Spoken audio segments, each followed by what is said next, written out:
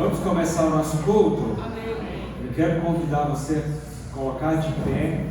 Nós vamos começar orando e agradecendo ao Senhor, convidando o Espírito Santo para ministrar nossos corações, as nossas vidas. Feche seus olhos. Senhor, nós celebramos, Pai, a Ti nessa noite. Nós viemos aqui para cultuar o Senhor, Pai, para celebrar o Teu nome, para engrandecer a Ti, para dizer ao Senhor o quanto o Senhor é grande, o quanto o Senhor é maravilhoso, o quanto, Pai, nós dependemos, nós precisamos de Ti, do Teu favor, da Tua graça, o quanto nós precisamos ser guiados por Ti todos os dias da nossa vida, Deus. Tu és o centro nessa noite, Tu és a razão da nossa vida, Tu és o motivo, Senhor, da nossa existência, e nós exaltamos o Teu santo nome, o nome de Jesus que está acima de todo nome, que nós devemos dobrar-nos diante desse nome todos os dias e reconhecer que não há outro como o Senhor, que não há outro como o Senhor, que não há outra fonte de vida, que não há outra fonte de esperança, que não há outra fonte de paz e de alegria a não ser o Senhor. Nós reconhecemos, Pai, a Tua beleza, a Tua soberania sobre as nossas vidas, Senhor. Nós reconhecemos que o Senhor é o Senhor dos nossos casamentos, do nosso casamento, da nossa família. O Senhor é o Senhor da nossa igreja, Senhor. Nós reconhecemos a Ti nessa noite e oferecemos, Pai, em gratidão ao Senhor, esse culto, Pai. Ministra, Espírito Santo, aos nossos corações. Ministra as nossas vidas. Quebranta o nosso coração nessa noite, Espírito Santo. Abre o nosso entendimento e fala conosco, Pai. Que a Tua palavra não volte vazia, mas ela cumpra o propósito para o qual o Senhor a determinou. Ministra aos nossos corações nessa noite. Em nome de Jesus. Amém. Amém. Vamos adorar o Senhor. Aleluia. Glória a Deus.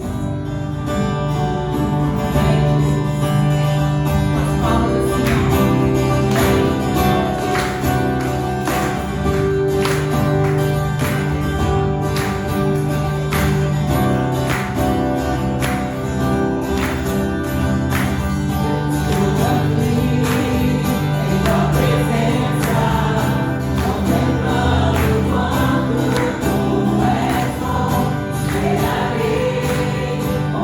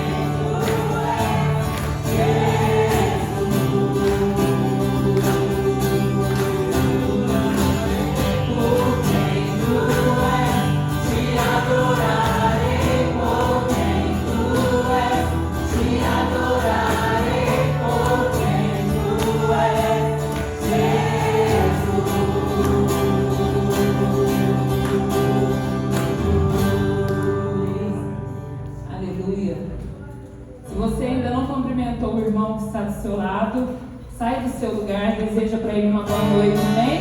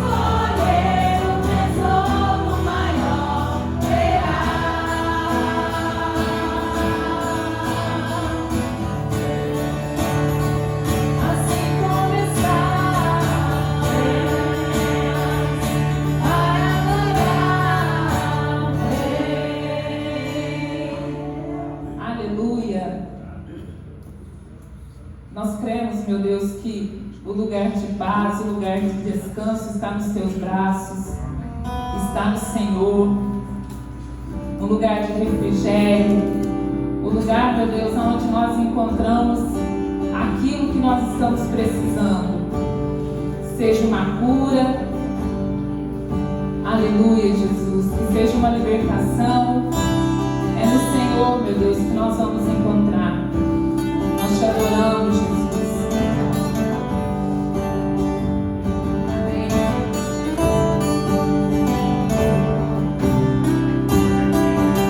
Um lugar, meu Deus, de descanso em Ti.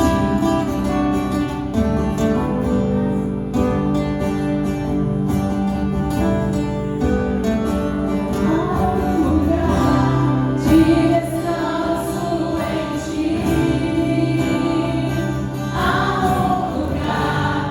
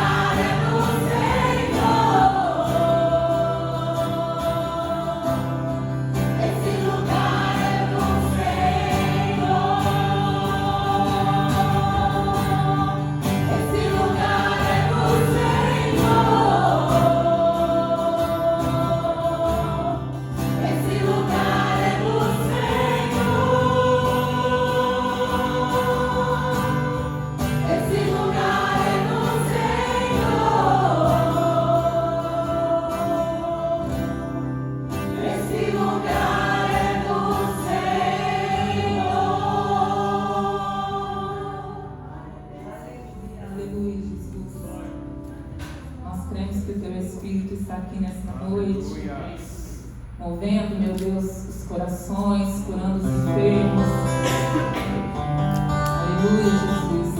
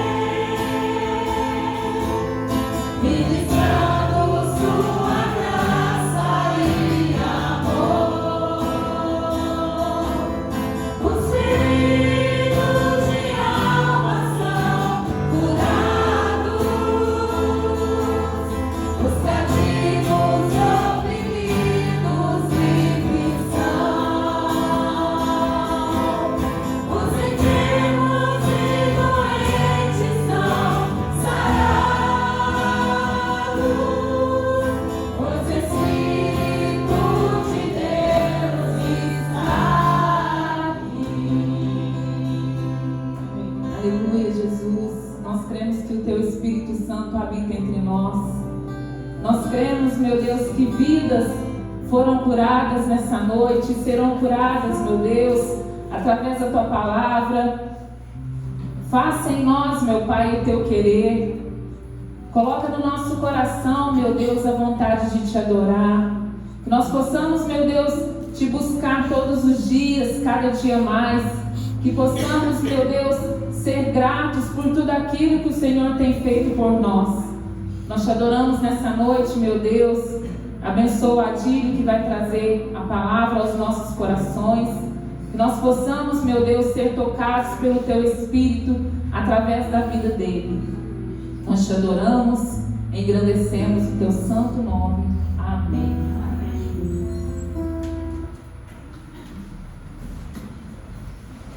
Boa noite, meus queridos irmãos e irmãs.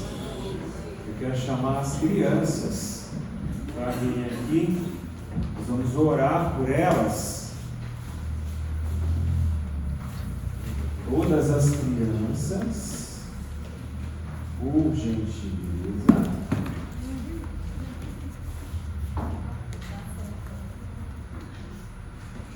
Estenda suas mãos, vamos abençoar essas crianças. Senhor, nós colocamos, Pai, diante do Senhor essas vidas, Pai.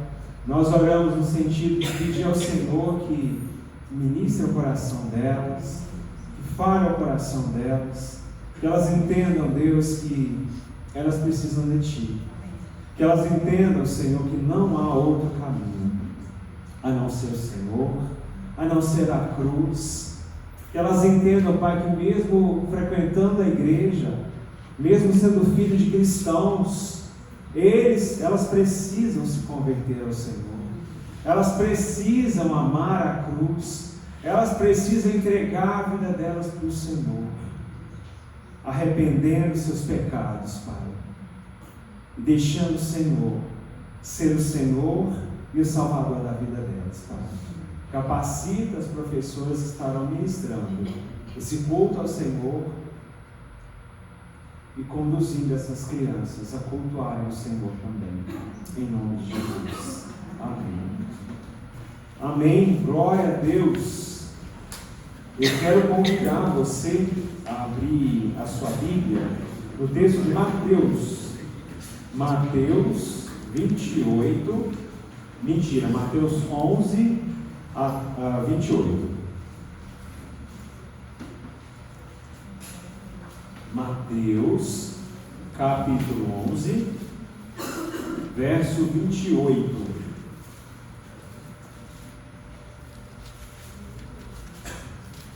Não sei se todo mundo está sabendo, mas o pastor hoje não pôde estar aqui, porque ele foi para Belo Horizonte para a formatura do Janai. Foi ontem, né? Mas aí ele não conseguiu chegar a tempo, tá? Então está tudo bem com ele, com a família, graças a Deus, por isso ele não pôde estar aqui hoje. Mas mesmo assim o Senhor vai falar no nosso coração, né? Porque quem fala é o Espírito. A gente é só um canal, só um instrumento para ele falar. Mateus 11, 28 nos diz o seguinte: venham a mim todos que estão cansados, sobrecarregados, e eu lhes darei descanso. Tomem sobre vós o meu jugo e aprendam de mim, pois sou manso e humilde de coração, e vocês encontrarão descanso para as suas almas. Amém. Bom, minha gente, esse é um texto que todos nós já conhecemos, não é verdade? Isso não é novidade para ninguém. Mas o que o Senhor ministrou ao meu coração foi o seguinte: eu queria que levantasse a mão todas as pessoas que nos últimos tempos, talvez nos últimos dias, semanas, meses, têm se sentido cansadas. Levanta a mão quem está vivendo na correria do dia a dia. Levanta a mão quem tem se sentido meio confuso, não está entendendo muita coisa, o que está acontecendo nesse mundo, nessa vida. Está meio confuso. Levanta a mão aí. Hã? Levanta a mão para mim quem tem se sentido aflito, preocupado, ansioso. Ok. Levanta a mão para mim quem nos últimos tempos se sentiu sem esperança, com medo. Levanta a mão quem se sentiu, talvez em algum momento nesses últimos tempos, achou que a sua vida não tinha muito sentido. Tipo assim, se questionou: o que eu estou fazendo nesse mundo? O que eu estou fazendo? Para que serve a minha vida? O que eu estou fazendo nesse mundo? Ok. E se você não levantou a mão, talvez em alguma medida, algumas dessas perguntas que eu fiz aqui, ainda que seja minimamente, foi motivo de algum tipo de preocupação sua. Porque nós somos humanos. Eu posso dizer que assim, todas elas eu me encaixo. Umas mais, outras menos. Mas em todas essas perguntas, eu estou dentro ali. Sabe o que acontece? Se você levantou a sua mão, se você não levantou, mas pensou: puxa, acho que tem alguma coisa a ver comigo aí. Essa palavra que o Senhor ministrou no meu coração é para você. Amém? Eu espero que o Espírito Santo ministre o seu coração, se abra o seu coração para receber essa palavra, né? O texto nos diz o seguinte: vinde a mim todos os que estão cansados, sobrecarregados, e eu darei descanso. Ou seja, existe uma saída, não é? Existe uma solução. Se a Bíblia está dizendo, eu acredito que tem descanso. E vocês? Ok. E ela está dizendo o seguinte: ó, tomem sobre vós o meu jugo. Sabe o que é jugo? Jugo é canga. Vocês já viram, a turma mais antiga talvez vai lembrar. Vocês já viram aqueles bois? Fica um boi do lado do outro boi, e para que eles caminhem mais ou menos sincronizados, eles precisam ter uma canga, um jugo no pescoço deles. Porque senão um vai na frente e o outro vai ficar. E geralmente um carro de boi vai puxar algum tipo de carga, não é isso?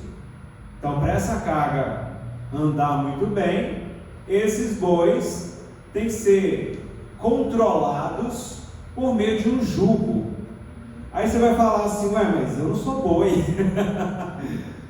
Eu não sou boi, eu sou humano, então eu tenho que colocar um jugo aqui nas minhas costas?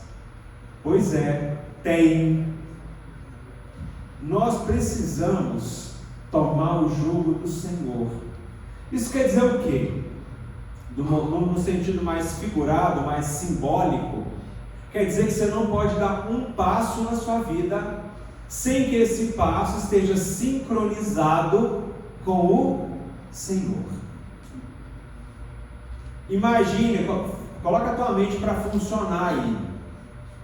Pensa numa imagem, você está de um lado, o Senhor está do outro lado, e tem um jugo ali, ó, não é? Cada passo que você dá na sua vida, você tem que dar esse passo com o jugo do Senhor, com o Senhor conduzindo seus pensamentos, com o Senhor conduzindo seus sentimentos, com o Senhor conduzindo o que você pensa, o que você sente e as tuas ações, os teus comportamentos. Esse é o segredo? Esse é o segredo.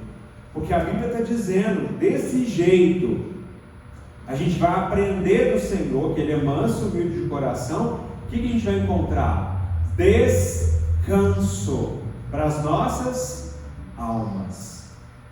É claro que a gente pode ter momentos de um cansaço físico. Se a gente trabalha fisicamente muito forte, a gente vai ficar cansado. Não é disso que a gente está falando, porque o descanso físico, você pode descansar, dormir e no outro dia acordar 100%. Mas ele está falando de descanso para a nossa alma. Talvez a gente está até à toa em casa, a gente não está nem cansado fisicamente, mas a nossa mente está cansada. A nossa alma está atribulada, está cansada muitas vezes. Por quê? Porque a gente está lidando com um monte de situações na vida que a gente não consegue muitas vezes resolver, que a gente quer resolver muitas vezes na força do braço, na nossa inteligência, na nossa capacidade, no nosso controle. E o que a Bíblia está dizendo aqui é o quê? Que cada passo esteja sendo sincronizado com o Senhor. Tomar o jugo do Senhor é desse jeito. A gente vai encontrar descanso. Quem está disposto aqui? Tem gente que está com medo de levantar a mão. Eu posso te dizer o seguinte: vai valer a pena. Pode não ser fácil, mas o Evangelho também não nos promete facilidade, não é? Se você está vivendo um Evangelho que te promete facilidade, esse com certeza não é o Evangelho verdadeiro. Porque o Evangelho verdadeiro é o Evangelho de cruz, de aflições, mas também é o Evangelho de bom ânimo. Jesus falou isso, né? No mundo tereis aflições, mas tem de bom ânimo. Esse é o Evangelho que nos promete, que a Bíblia nos fala. Mas vamos lá, por que a gente está tão cansado assim? Por que a gente está tanta na correria, tão ansioso, tão confuso, tão aflito? Uma das coisas a gente já aprendeu. A gente talvez não está deixando plenamente, a gente não está carregando o jugo do Senhor, tomando na verdade sobre nós o jugo dele. Isso nos deixa aflitos, cansados, sobrecarregados. Mas nós já aprendemos que ele oferece descanso. Mas tem uma outra coisa que nos deixa também cansados, sobrecarregados, que é o pecado. A nossa natureza de pecado, né? Isso por si só já nos gera algumas dificuldades ali. A gente vive, né? Deus fez o ser humano para viver em profunda perfeição. O projeto original, né? Quando Adão e Eva vieram ao mundo, não tinha sofrimento, não tinha dor, não não tinha doença, não tinha pecado, não tinha esses conflitos humanos que nós temos hoje.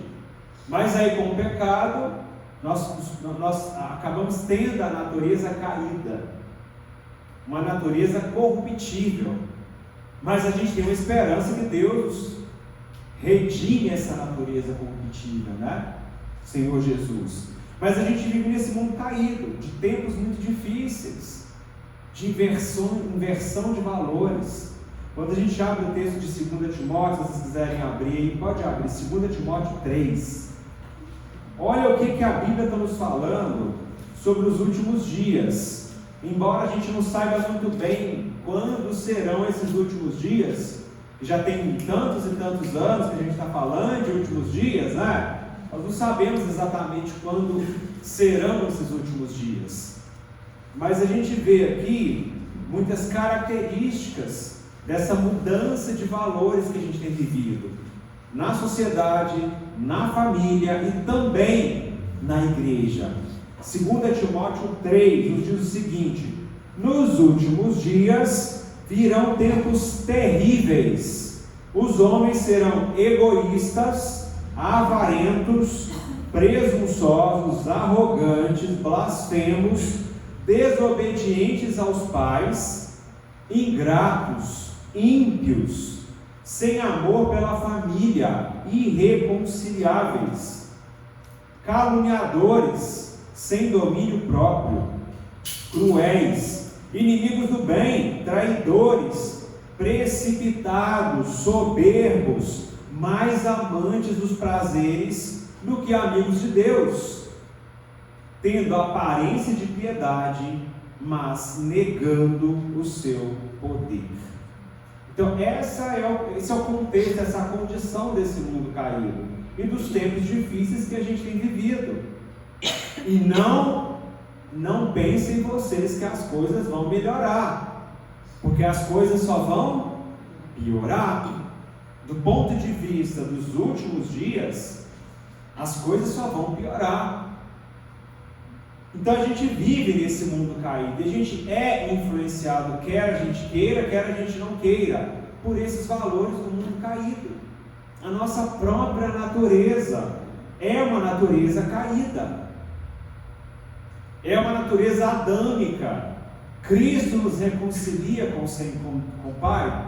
Sim, mas nós ainda temos essa natureza caída em nós. Então é um conflito ali, ó. É a carne luta contra o espírito luta contra a carne. É um conflito, não é? Então essa é uma das questões também que nos leva a ficar tão cansados. A própria Bíblia nos fala, né? O salário do pecado é a morte. É uma morte espiritual. Pode até levar a uma morte física também. E a morte, nesse caso, a consequência do pecado, é uma morte que nos leva a quê? Uma degradação moral, espiritual, cada vez mais, um afastamento, não é? Do Senhor. E cada vez que a gente se afasta do Senhor, a nossa tendência é ficar o quê? Cansados, sobrecarregados, ansiosos. Vamos lá então, essa é uma questão. A outra questão é: o que a gente está se alimentando nesses últimos dias? Nesses últimos que nós não sabemos exatamente até quando serão esses últimos, né? Mas do que a gente está se alimentando todo dia? A gente gosta, né? Os brasileiros adoram feijão com arroz. A gente come feijão com arroz quase que de domingo a domingo. Do que a gente está se alimentando espiritualmente? O texto de Mateus nos ensinou isso, né? Qual que é a fonte desse alimento? Nós estamos buscando em qual fonte um descanso para a nossa alma. O texto de Mateus a gente viu que em Jesus. Agora, o que a gente deve buscar em Jesus? Onde a gente está buscando alegria? Qual é a nossa fonte de alegria? Será que a gente está dependendo, por exemplo, das coisas desse mundo para a gente ter alegria? Será que a gente está dependendo que aconteça alguma coisa para eu ficar alegre? Que os meus sonhos se realizem, que eu troque de carro, que eu compre uma casa nova, que eu passe no concurso, que eu consiga um emprego novo? que case, que tenha filhos. Onde está a nossa alegria? Qual é a nossa fonte de alegria nesse mundo? O texto de Filipenses 3 nos diz: finalmente, meus irmãos, alegrem-se no Senhor. Essa é a fonte de alegria. O texto de Filipenses 4:4 nos diz: alegrem-se no Senhor. Novamente direi, alegrem-se. Seja a amabilidade de vocês conhecida por todos. Qual que é a nossa razão de levantar todo dia, de trabalhar, de viver, de dormir e de fazer tudo que a gente faz todos os dias? Qual que é a nossa inspiração? Qual que é o nosso motivo de vida? Senão a gente se alegrar no Senhor e naquilo que Ele pode nos dar. E quando eu estou falando aquilo que Ele pode nos dar, eu não estou falando das bênçãos que Ele pode nos dar, que Ele nos dá sim. Eu estou dizendo da presença dEle, de estar com Ele, de tomar sobre nós o jugo dEle, muito mais do que querer aquilo que Ele pode nos dar. Às vezes a gente se comporta igual criança. Já viram criança quando você vai entregar o presente para ela no aniversário? Aí você chega lá com o braço aberto para dar um abraço, ela pega o presente e esquece do abraço, porque muitas vezes o coração dela está ali, no presente. E muitas vezes a gente também está assim com o Senhor. O Senhor está ali querendo um relacionamento, querendo um abraço, querendo tempo com Ele. E a gente está preocupado, sabe com o quê? Com o presente que Ele pode nos dar, com o emprego, com a casa, com algum bem material. É o presente que muitas vezes a gente acha que é a fonte de alegria. Talvez é a cura de uma doença que a gente está querendo também. Deus pode curar? Pode, fisicamente. Ele é poderoso para curar. Mamia ministrou aqui sobre a cura. Mas muito mais do que curar a nossa vida física, o nosso corpo físico corruptível, Ele quer curar a nossa alma, para que a gente encontre alegria plena nele, mesmo fisicamente, o nosso corpo estando doente. Ele quer uma cura para a nossa alma. Amém? Amém. É isso que o Senhor quer nos dar. Alguns Ele vai curar, e outros Ele não vai curar. Mas Ele quer curar todos, restaurar todos, dessa alma doente, dessa alma cansada, dessa alma sobrecarregada. Ele quer trazer descanso para a nossa alma. A Bíblia nos fala sobre uma paz. Quantas pessoas têm buscado paz nesse mundo? Todo lugar que você vai, todas as pessoas que você conversa, a gente quer paz, vou fazer uma campanha pela paz, vou fazer uma passeata pela paz. Esse mundo não pode nos dar paz, meus irmãos. Tudo que esse mundo prometer sobre paz é falso, é passageiro. A fonte de paz é Cristo. E essa fonte de paz não tem necessariamente uma relação com as coisas desse mundo. Senão a gente vai achar que esse mundo vai chegar num contexto, de uma vida melhor, de uma vida de paz. Sendo que o que Deus quer nos dar é que a nossa alma tenha paz. Olha aqui o que diz Filipenses 4:6. Não andeis ansiosos por coisa alguma, mas em tudo, pela oração e súplicas e com a ação de graças, apresentem seus pedidos a Deus. Presta atenção nisso aqui. E a paz de Deus, que excede a todo entendimento, guardará o coração e a mente de vocês em Cristo. Repete isso comigo. E a paz de Deus, que excede o meu entendimento, guardará o meu coração e a minha mente em Cristo Jesus. É isso que nós precisamos, ter a nossa mente e o nosso coração guardados em Cristo, submissos a Cristo, a vontade de Cristo. É isso que nós precisamos. Levar cativo todo pensamento, todo sentimento contrário à vontade de Deus, cativos à obediência a Cristo.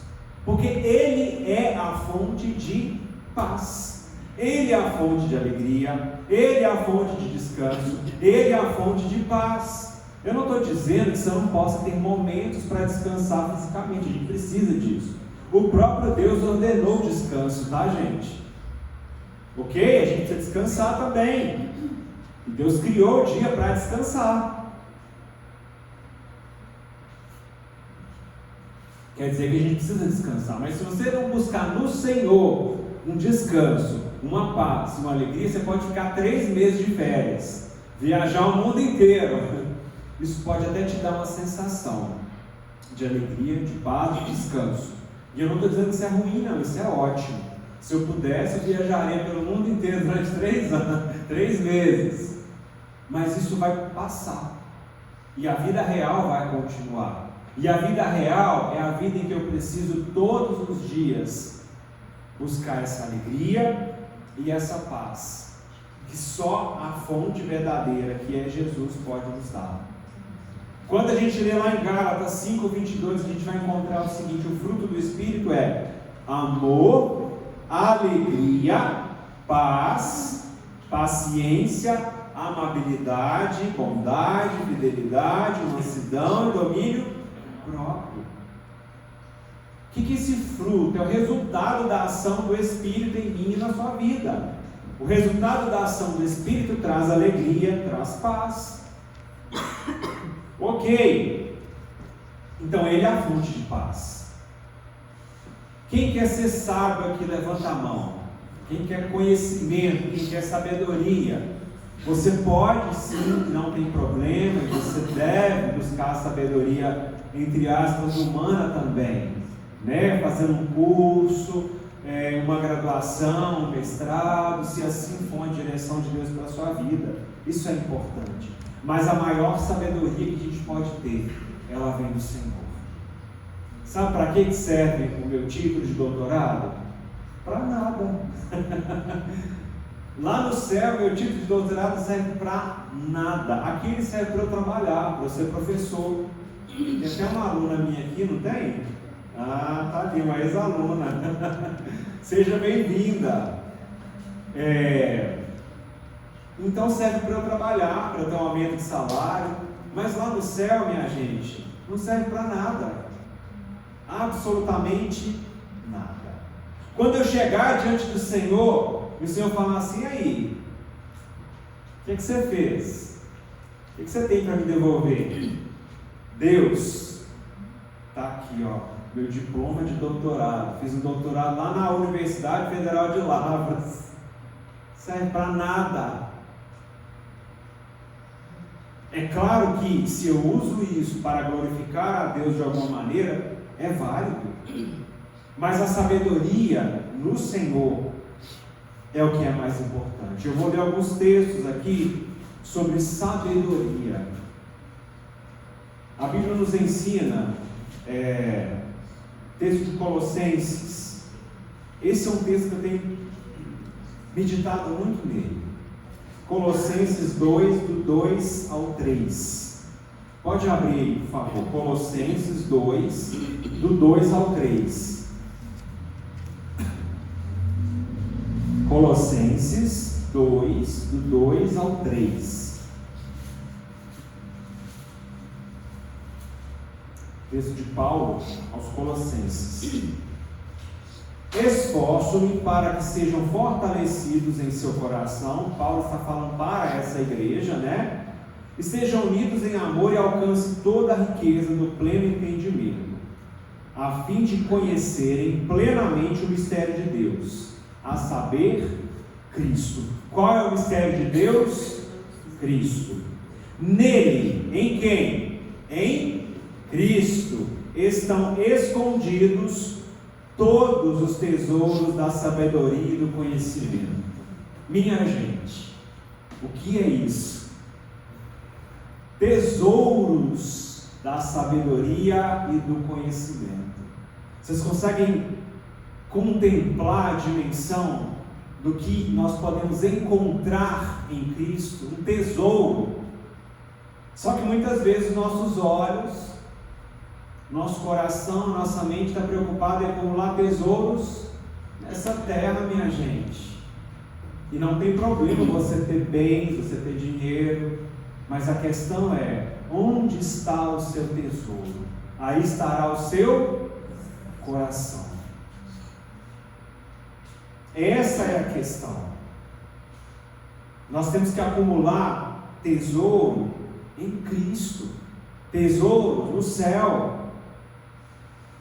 E o tesouro tem que ser encontrado. Quanto mais nós conhecemos de Cristo, da vida de Cristo, quanto mais nós parecemos com Cristo, mais nós encontramos os tesouros que estão na palavra de Deus, que estão na vida com Cristo, que estão no fato de conhecer a Cristo.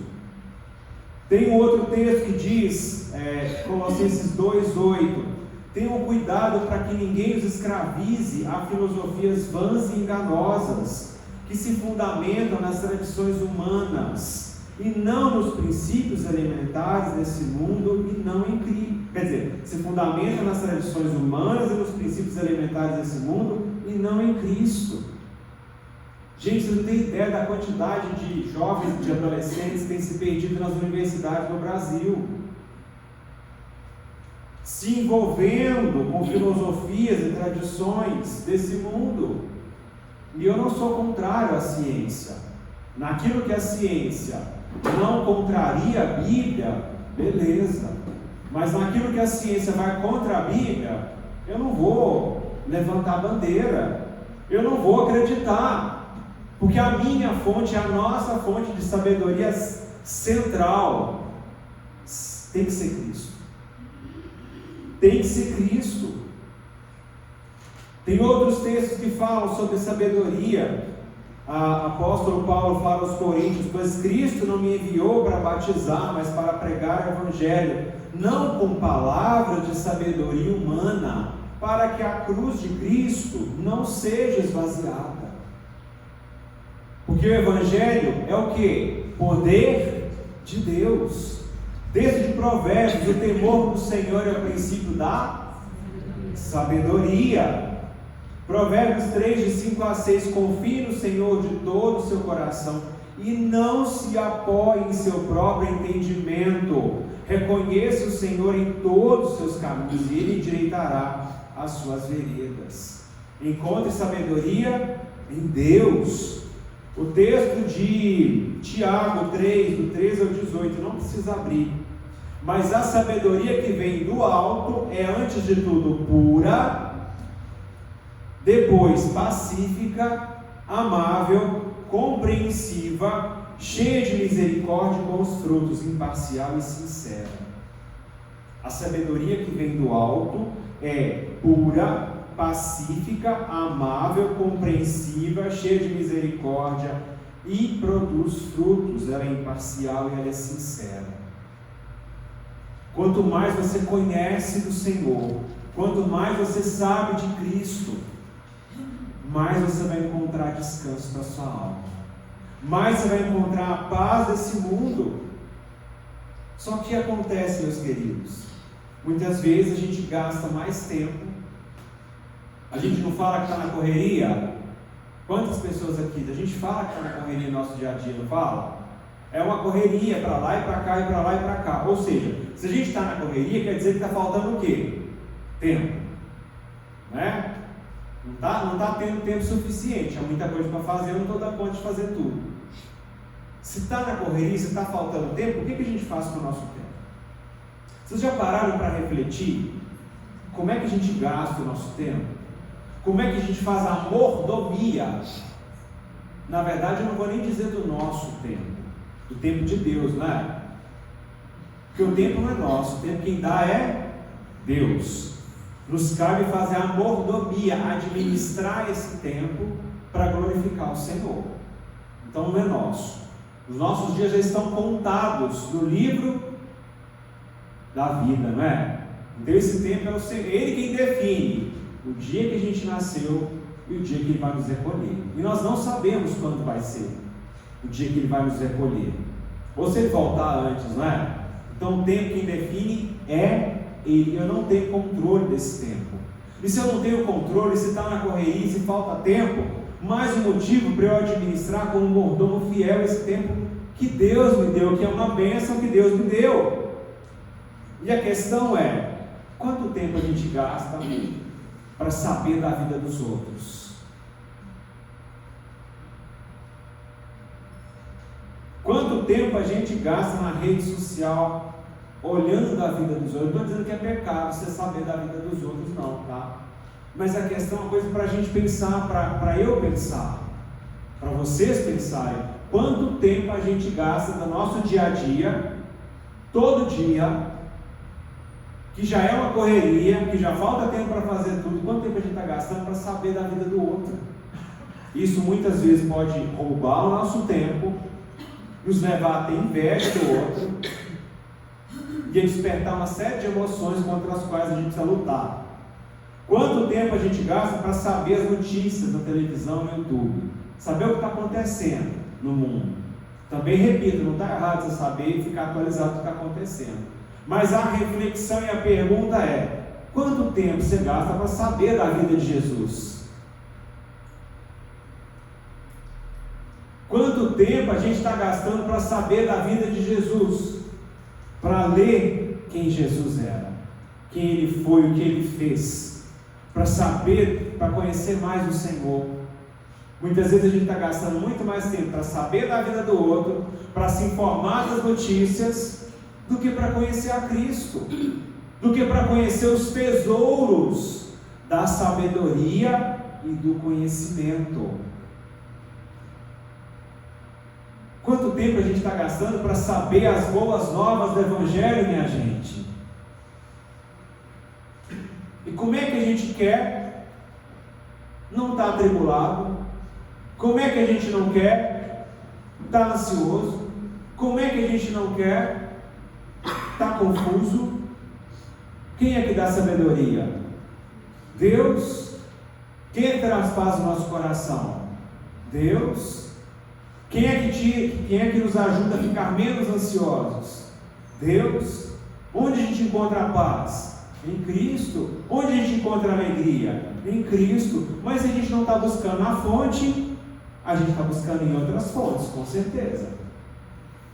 Se você não está se alimentando do alimento sólido, você está se alimentando de outras fontes.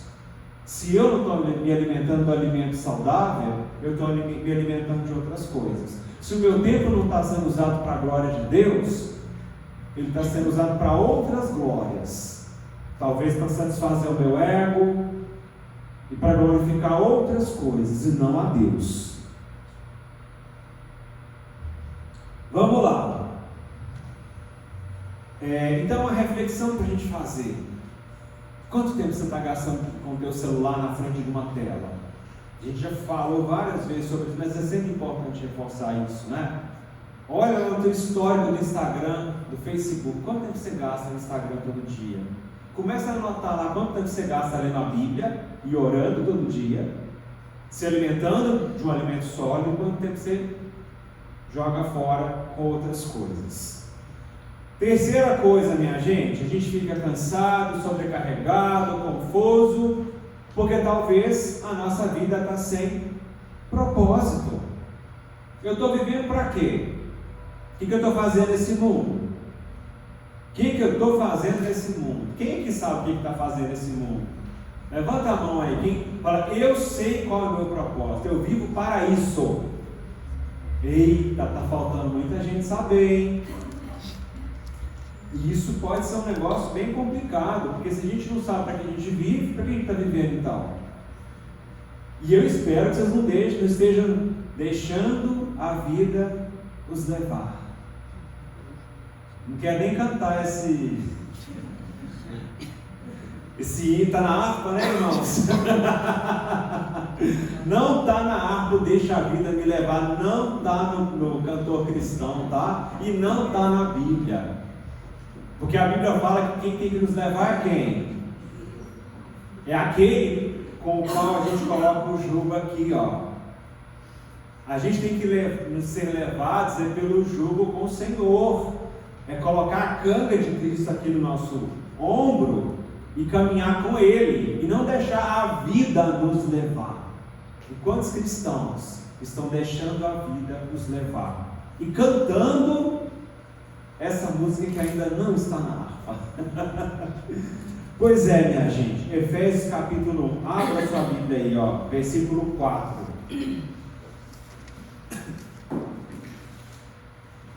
Efésios capítulo 1, verso 4.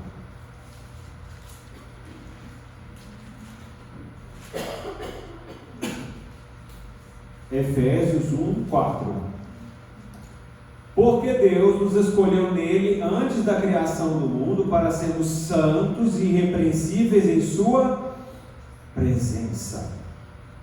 Esse é um dos propósitos. Verso 5: em amor nos predestinou para sermos adotados como filhos, por meio de Jesus Cristo, conforme o bom propósito da sua vontade, para o louvor da sua gloriosa graça, a qual nos deu gratuitamente no amado. Nós fomos feitos para Ele.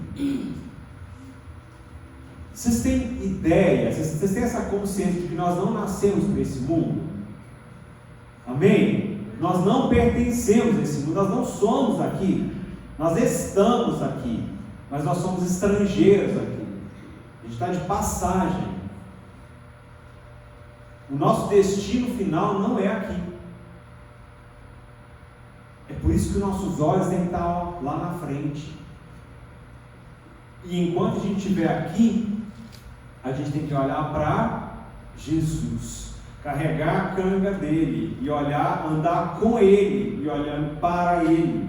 Então o propósito é esse. Nós nascemos para a glória de Deus. A sua vida está glorificando a Deus? A minha vida está glorificando a Deus? Tudo que eu faço ao longo do meu dia converge para Cristo? Nesse mesmo texto de Efésios nos fala: todas as coisas celestiais ou terrenas têm que convergir em Cristo. Tem que mostrar Cristo. O seu dia a dia mostra Cristo? Lá na sua casa, você mostra Cristo para o seu esposo, para a sua esposa, para os seus filhos, para os seus pais? Lá no seu trabalho, você mostra Cristo para quem convive com você? Você está glorificando a Deus onde você está?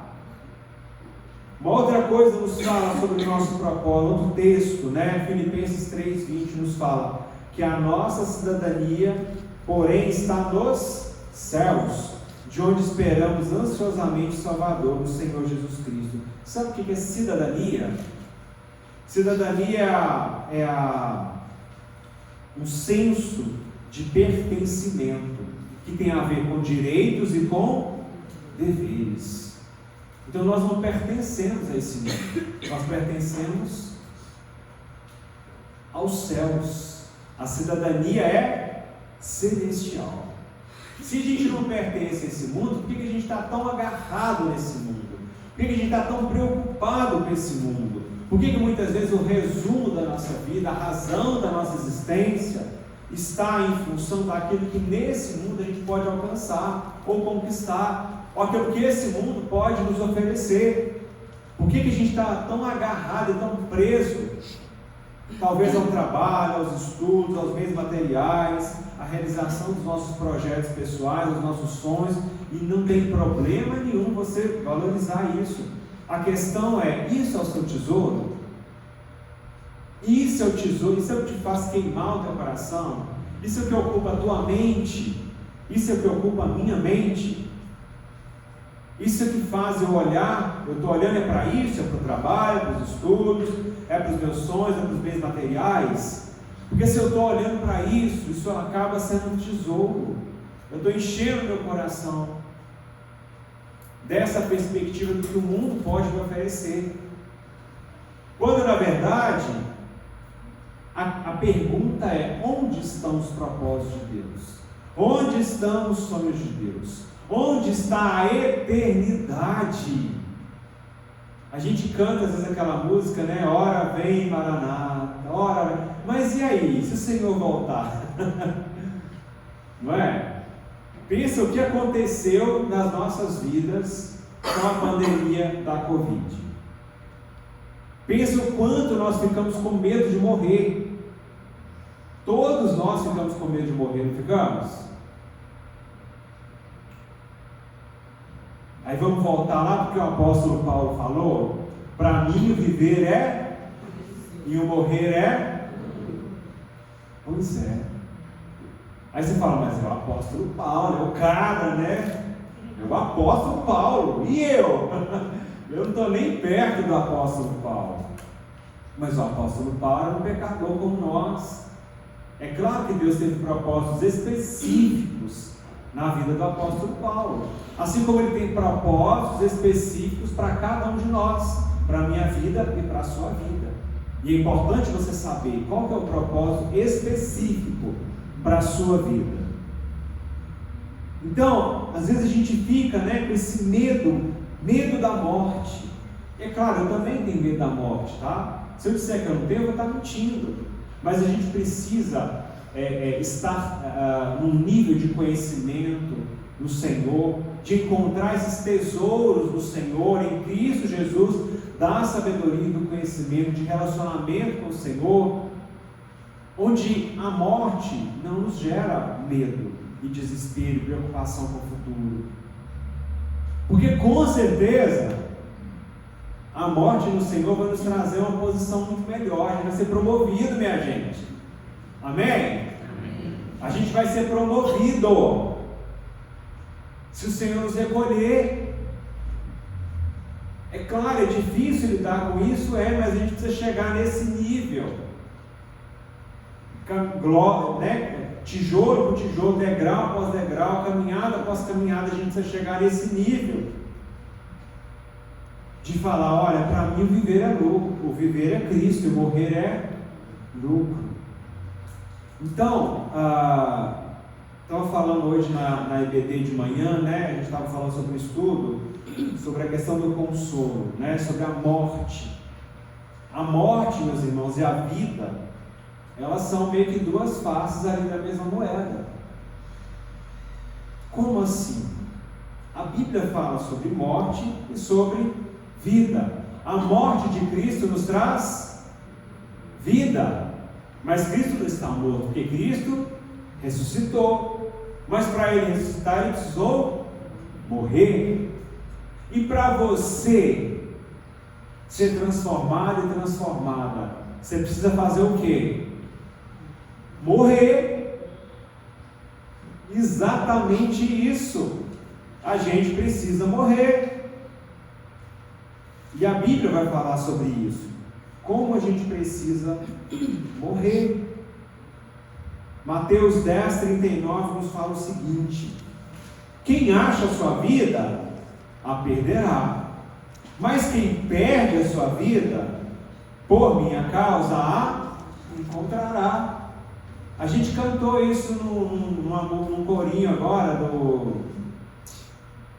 acho que foi da Heloísa Rosa, que falava: há um lugar que quando se perde é que se ganha, esse lugar é no Senhor. A gente canta. Vocês percebem a profundidade que é cantar isso? Será que a gente está tendo consciência do que a gente está cantando? Há um lugar que quando se perde... Opa! É um papagaio, né? Opa! Uma maritaca. Pronto. Deixa ele aí, gente. No periquito, né? Hã? Papagaio. Vamos lá, volta aqui, esquece papagaio. Há um lugar que quando se perde é que se ganha. Quanto mais você perder da sua vida para o Senhor e pelo Senhor, mais você vai ganhar nele. Quanto menos você se reconhecer enquanto pessoa e mais se reconhecer por meio de Cristo, mais você vai ganhar nele. Teve um dia que uma amiga minha me ligou e falou: Adilho, eu estou passando uma luta tão grande que eu não sei nem mais quem eu sou. Eu falei: nossa, que bênção!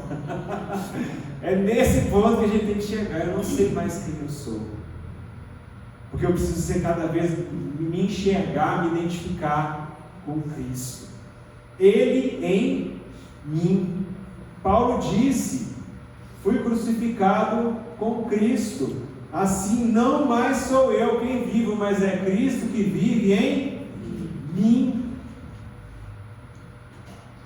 É nesse ponto, ou mais do que isso, que a gente precisa chegar. Mateus 16, do 24 ao 26. Então Jesus disse aos seus discípulos: se alguém quiser me acompanhar, negue-se a si mesmo, tome a sua cruz e me siga. Pois quem quiser salvar a sua vida, a perderá, mas quem perder a sua vida por minha causa, a encontrará. Quem perder a sua vida, a encontrará. Essa é a lógica de Cristo. Quanto mais você se doar de si para o Senhor, quanto mais você perder de você, das suas vontades, das suas paixões, dos seus sonhos, seus planos, quanto mais você perder o controle do futuro, mais você vai encontrar no Senhor, mais você vai encontrar descanso para a sua alma. Por que a gente fica tão ansioso? Porque a gente está preocupado com o futuro. O que vai ser de mim? Será que eu vou conseguir o que eu queria? Será que eu vou conseguir comprar isso, comprar aquilo? Será que eu vou conseguir? O que vai ser de mim? A gente fica ansioso, porque a gente está preocupado com o futuro, não é? Só que a Bíblia já nos diz o seguinte: olha, Deus vai nos dar o que comer, o que beber e o que vestir. Quando a gente busca em primeiro lugar o reino de Deus, Ele vai nos dar o que comer, o que beber e o que vestir. Tem gente que acha assim, que a gente tem que buscar o reino de Deus e a sua justiça em primeiro lugar, e todas as outras coisas serão acrescentadas. Mas não é isso. Pelo menos na minha versão, não é todas. É estas coisas. E quais coisas? Aquilo que o texto anterior estava falando: o que comer, o que beber e o que vestir. Vocês estão me entendendo? É isso que a gente precisa. Não é todas as outras. É estas coisas que o texto está falando: o que comer, o que beber e o que vestir. E às vezes a gente fica tão ansioso, tão preocupado com o futuro, sendo que na verdade a gente deveria o quê? Descansar em Deus. Inútil vos será bem cedo levantar, penosamente trabalhar, aos seus amados dar enquanto dormem. E a gente está querendo fazer acontecer, sendo que na verdade o Senhor quer o quê? Que a gente descanse nele,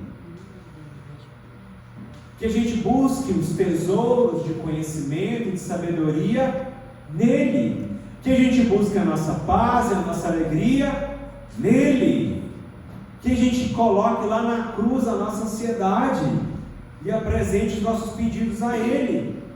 Quanto mais Cristo vive em nós, mais a vida dele vai se manifestar em nós. Cada passo que a gente dá tem que ser com a canga. Lembra disso, gente? Quando você acordar todo dia, lembra de colocar a canga do Senhor nas suas costas. Sabe por quê? Teu dia vai ficar mais leve. E não é mais leve porque você tem pensamento positivo, não, gente. Estou falando de pensamento positivo, não. Estou falando que a Bíblia fala. A gente começou lendo um texto que diz isso: vinde a mim, todos vós que estão cansados, sobrecarregados, e eu lhes darei descanso. Tomem sobre vós o meu jugo e aprendam de mim, pois eu sou manso e humilde de coração, e vocês encontrarão descanso para as vossas almas. É isso que a gente deveria fazer todos os dias: buscar o Senhor, colocar a canga dele aqui,